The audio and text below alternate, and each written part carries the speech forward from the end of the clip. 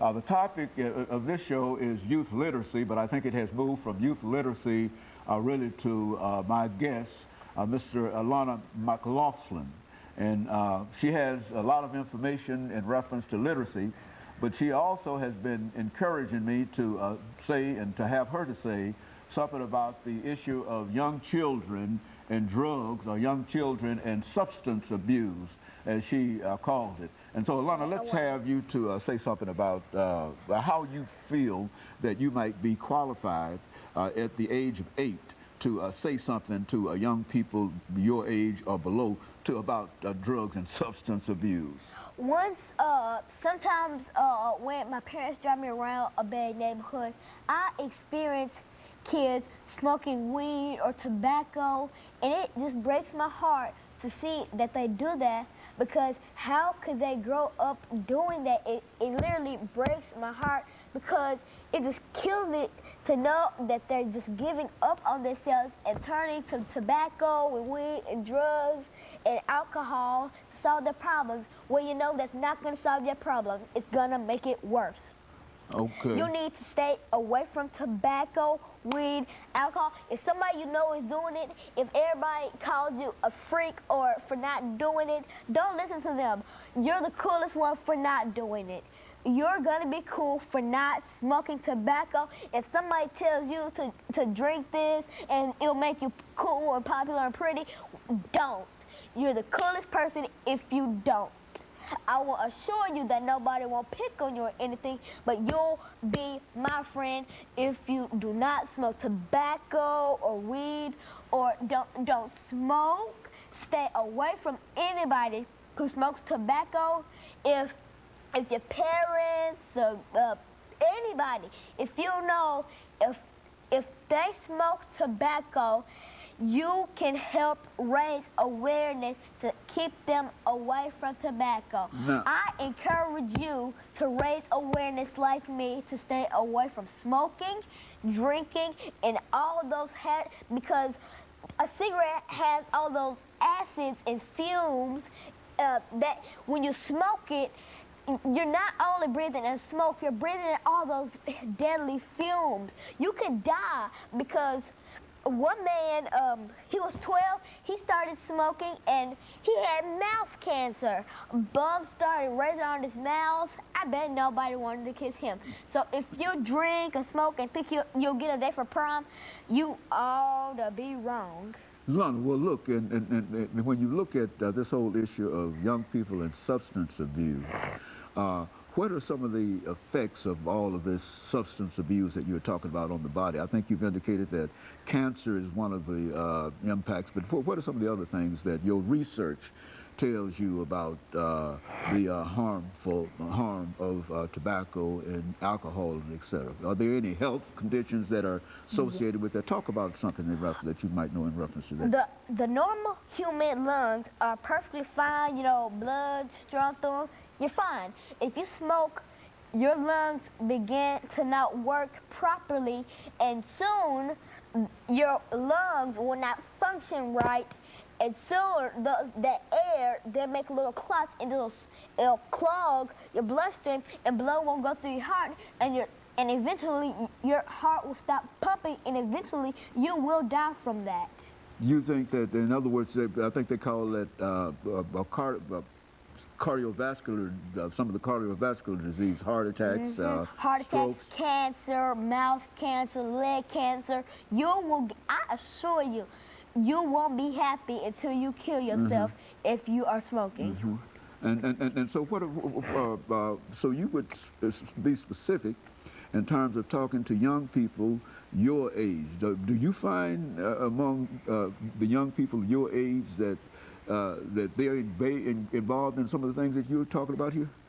I honestly do not know anybody who smokes, and if they do, they shouldn't, because it's hazardous for your body, and it breaks you down, it slows you, and soon it will clog that bloodstream going through you, and your heart won't pump. You'll be rushed to the emergency room, And it'll be sad for the doctors to tell your parents that they couldn't do anything because they sat there and let you smoke. Has anybody heard of the 2-year-old who smokes 40 cigarettes a day? His dad said he's perfectly fine. Look at him. He's as chubby as God knows what. Search the 2-year-old smoking baby. Smokes 40 cigarettes a day. Now, I honestly do not know anybody who smokes, but I sure don't know anybody who's a 2-year-old baby who smokes. He started smoking at 18 months, 40 cigarettes a day, an addiction. Now he's in rehab. I don't think he go. When he gets to elementary school, I honestly do not think he's gonna make any friends because his mouth gonna be smelling like tobacco. I honestly say he should eat some nicotine. That's what he should be eating 40 times a day. Not cigarettes, but nicotine. Get off them cigarettes. Get some nicotine. And so these are your words to people your age, and you're sincere in reference to it. And what you're saying is that even now, at 8 years or younger, they ought to not only start reading, as you've always pointed out here, the importance of it, but that they should also think in terms of staying away from cigarettes and nicotine and alcohol. Nicotine actually helps you get off the addiction of drugs. You know, it throws away that addiction, the desire for drugs. So I recommend all smokers take nicotine. I recommend that. Maybe you should go to your doctor and maybe he'll prescribe that for you, and you can buy it at your local grocery store. Or where did you hear that this about nicotine? Well, sometimes when I watch TV, you know, Channel 5, CNN, Inside Edition, I see commercials for this type of, I think, gum called nicotine, and it throws away that desire or that want to smoke and drink. And so I recommend you go to your local pharmacist and you ask him to prescribe you with nicotine for all smokers. And for drinkers, I recommend the only thing you drink is 5-Hour Energy and Red Bull. I recommend you drink that. You better not smoke, cause I'm gonna come to your house if I'm gonna get you. I'm gonna get you if you drink it. I'm gonna get you. I assure you, I'm gonna get you. I'm gonna get you. Well, Lana, well, I tell you, we've got about 2 minutes in this segment, and I am simply astonished about some of the things that you're saying in reference to medicine here, and I would hope I've that always wanted to be a doctor, you know, a nurse like my father, Michael. His name is McLaughlin3, and he's a home health care nurse. Sometimes I go with him to see some things that he does and stuff like that, and yeah, in reference to seeing him, because he inspires me to do my best, and he's a great role model for me and my little brother, Michael Jr.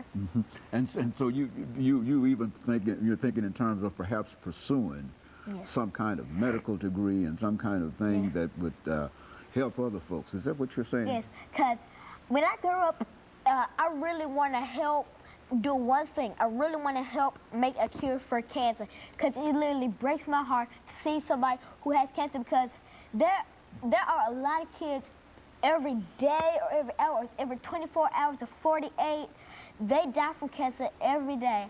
I recommend you raise awareness for those kind of topics that I just said. And so you are ready to get out on the campaign trail in a real sense, even at 8 years old, and in the 3rd grade, you're ready to get out and be an advocate for increased literacy among youth in Tennessee. I will protest for literacy. I will protest to stay away from tobacco and weed. I will protest for what I believe in, such as Martin Luther King and all the civil rights leaders. I will be like them. I will achieve my dream of being a nurse. I will achieve my dreams if I set my mind to it. I will achieve. I will survive. I will survive. Okay, and I appreciate that, Lana. And I tell you, I can assure you that you will survive. And this has been an experience with me.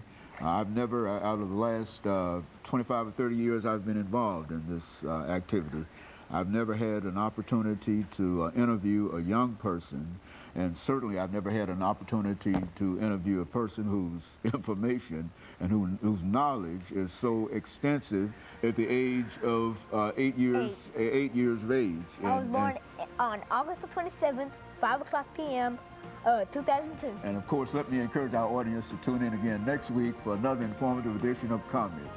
Thank you and good morning. I don't know what to say.